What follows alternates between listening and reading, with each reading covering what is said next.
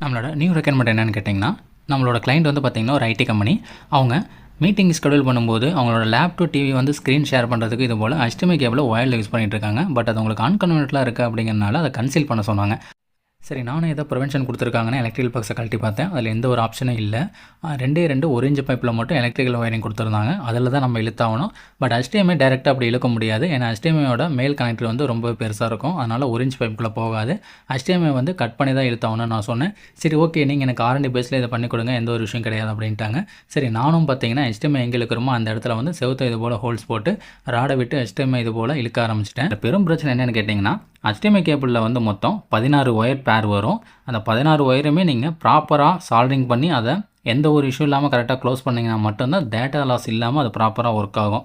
இதில் இன்னொரு பிரச்சனை என்ன கேட்டிங்கன்னா, நீங்கள் சால்டரிங் பண்ணிட்டு ஒரு டெர்மினலும் டச் ஆகாமல் அதுக்கு தகுந்த மாதிரி நீங்கள் வந்து அந்த கோரை வந்து பீல் பண்ணணும். அதுக்கு வந்து பார்த்திங்கன்னா ஹீட் ஸ்ட்ரிங் டியூப் தான் ரொம்ப கன்வீனியண்ட்டாக இருக்கும். அதனால் பார்த்திங்கன்னா ஹீட் ஸ்ட்ரிங் டியூப் தான் நம்ம யூஸ் பண்ண போகிறோம். இப்போ பார்த்திங்கன்னா நம்ம HDMI கேபிளை வந்து கன்சீல் பண்ணுறதுக்கு உண்டான எலக்ட்ரிக் லைனில் ஃபுல்லாகவே இழுத்தாச்சு. நெக்ஸ்ட்டு பார்த்திங்கன்னா இப்போ இதை வந்து நம்ம ஜாயின் பண்ண போகிறோம். நீங்கள் ஜாயின் பண்ணுறதுக்கு முன்னாடி பார்த்திங்கன்னா ரெண்டுமே இது போல் ஸ்லீவ் எடுத்துக்கோங்க. இதுக்கு நான் யூஸ் பண்ணிக்கிறது பார்த்திங்கன்னா 2 size heat string tube. First வந்து பார்த்திங்கன்னா 1 number heat string tube. Next பார்த்திங்கன்னா இதோட சைஸ் சரியாக எனக்கு தெரியல, பட் ஒயரோட திக்னஸ் சொல்லி நான் வாங்கினேன். அது பார்த்திங்கன்னா ஒயர் உள்ளே போகிற அளவுக்கு பெருசாக கன்வீனியண்ட்டாக இருக்கும் அந்த சைஸு.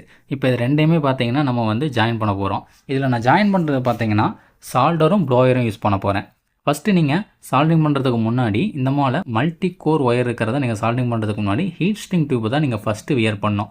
ஏன்னா நீங்கள் சால்டரிங் பண்ண பிறகு வந்து ஹீட் ஸ்ட்ரிங் டியூப் வந்து வியர் பண்ண முடியாது. அதனால் ஃபஸ்ட்டு வந்து என்னென்ன சைஸ் யூஸ் பண்ணுறீங்களோ அந்தந்த ஹீட் ஸ்ட்ரிங் டியூப் வந்து பார்த்திங்கன்னா சால்டரிங்க்கு முன்னாடி அதை வந்து வியர் பண்ணி விட்ருங்க.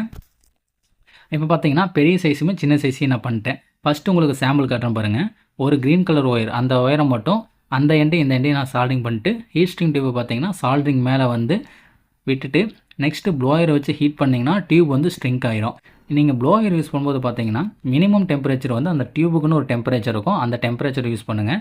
ஏன்னா அப்போ தான் பார்த்தீங்கன்னா டியூப் வந்து எக்ஸ்ட்ரா ஸ்ட்ரிங் ஆகி எக்ஸ்பெண்ட் ஆகாமல் இருக்கும். ஏன்னா டியூப் வந்து மினிமம் டெம்பரேச்சரில் ஸ்ட்ரிங் ஆகிரும். அதுக்கு மேலே பண்ணிங்கன்னா ரப்பர் வந்து பார்த்திங்கன்னா ஒரு அன்ஷேப்பாக எக்ஸ்பெண்ட் ஆகிரும். அதுதான் இஷ்யூ. ஃபைனலாக பார்த்தீங்கன்னா இது போல் கோர்லெஸ் காப்பர் ஒயர் ஒன்று இருந்தது.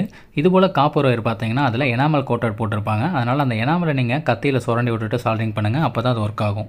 இப்போது 16 ஒயரையுமே நம்ம சால்டரிங் பண்ணியாச்சு. நெக்ஸ்ட்டு பார்த்தீங்கன்னா ஹீட்ரு, அதாவது ப்ளோயரை யூஸ் பண்ணி நம்ம டியூப் எல்லாத்தையுமே ஸ்ட்ரிங் பண்ணி அதை வந்து ஒரு கோட்டடாக யூஸ் பண்ண போகிறோம். நீங்கள் கேட்கலாம், ஏன் ஹீட் ஸ்ட்ரிங் யூஸ் பண்ணுறீங்க, டேப் யூஸ் பண்ணலாமேன்னு.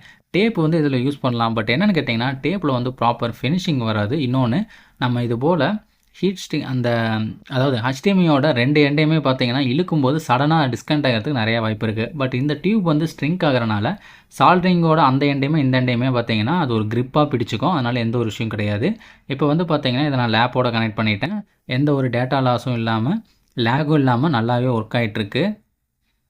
நீங்கள் பார்த்தீங்கன்னாவே உங்களுக்கு தெரியும், எந்த ஒரு விஷயம் இல்லை, ப்ராப்பராகவே ஒர்க் ஆகிட்டுருக்கு.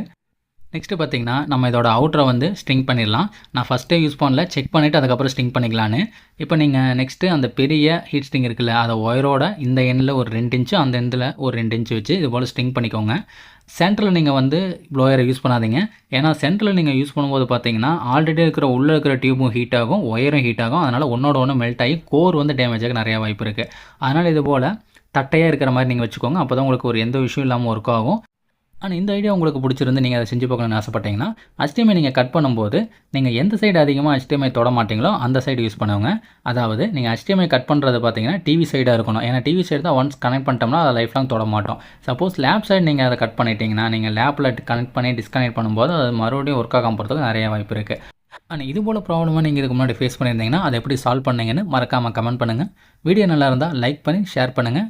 இது போல் இன்னோவேட்டிவான வீடியோஸ் வேணும்னா மறக்காமல் சேனலை சப்ஸ்கிரைப் பண்ணிக்கோங்க. தேங்க்யூ ஃபார் வாட்சிங்.